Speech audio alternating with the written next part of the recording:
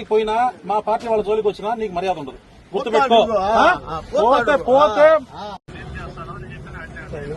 Document మీకేం సంబంధం, వాళ్ళకేం సంబంధం? మిమ్మల్ని ఇంకేం అడిగాడు?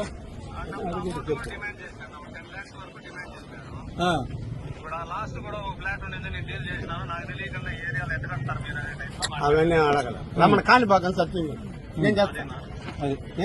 సరే కాణిపాకం సత్యం నేను చేస్తాను. నాకు బిడ్డలు ఉండేవాడు. ఇంకో బిల్డింగ్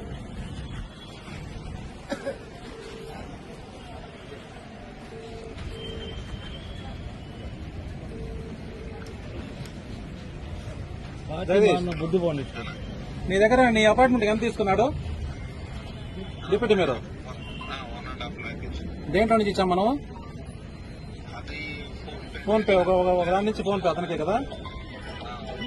ఓకేనా, పెట్టే మళ్ళా మాట.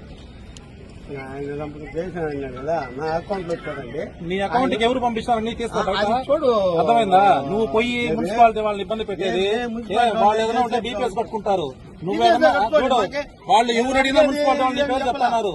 చెప్తాడా నీకు పరువు వాడు పోతుంది పూర్తిగా. మాట్లాడియా